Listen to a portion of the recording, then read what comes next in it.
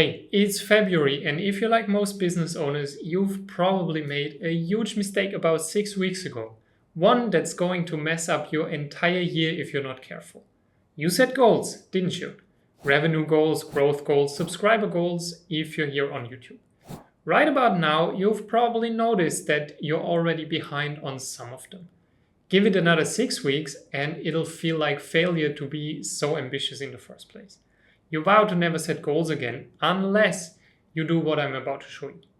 I'm Tobias Hens, founder, CEO, and someone who struggled with goal setting big time in the past until I learned about the following system. Now, the biggest issue with traditional goal setting is that it's completely outcome focused, while the system we're going to discuss is a lot more process oriented.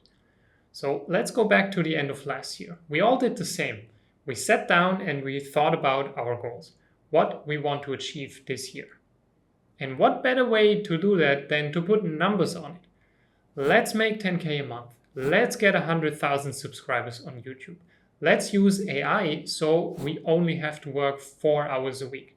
Those numbers tend to end up on lists before we get swept up in holiday celebrations. And then once the new year is in full swing a few days later, we look at the lists and we suddenly have no clue how to achieve any of these goals. That's when the testing, the hoping, and the praying began. We started trying all sorts of stuff and end up feeling overwhelmed right about now, 6 weeks into the new year. The problem here is this outcome focus we have. We spend all our time picturing the finish line, but we have no idea how to start moving towards that finish line. Will redesigning the website be a step in the right direction? Should we go for a new social media strategy or hire help after all?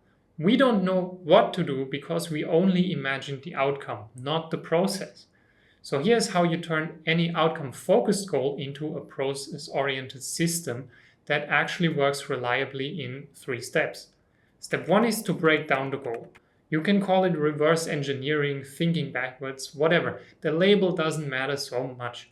What's important is that we take that goal that's still 11 months away and we turn it into action steps. Let's say by the end of the year, you want to make 10K a month consistently. So not a one-off mega sale in December, but develop consistent revenue to get to that number. Right now, you make 0. So how do you go from 0 to 10K a month? That's the question. If you sell a product that's worth $100, you'd have to sell 100 units every month, provided you keep the price the same. How do you sell 100 units of your product per month? Well, you'd have to find 100 paying customers per month, right? How do you find 100 customers? You'd have to get the word out somehow. How do you get the word out? You'd probably have to do some form of advertising or marketing. How can you market your product? You'd have to be on social media, for instance, or talk about it somehow. How do you talk about it? Well, by making a video once per week, explaining not just features of your product, but also the benefits, for example. We can go on like this for a while, but I think you can see how we broke down that somewhat fuzzy goal of make 10K a month into a more precise one like make a video every week to showcase your product. Then we break down this goal even further by asking similar questions. What do you have to do every week to produce a single video? And we do that until we get to the smallest action step we can think of. Something bite-sized and manageable on a weekly or even daily basis. Like post a 30-second clip on some platform you use every single day. To get the word out. The beauty of this approach is that we get something that's clearly measurable on a much smaller time scale than once per year.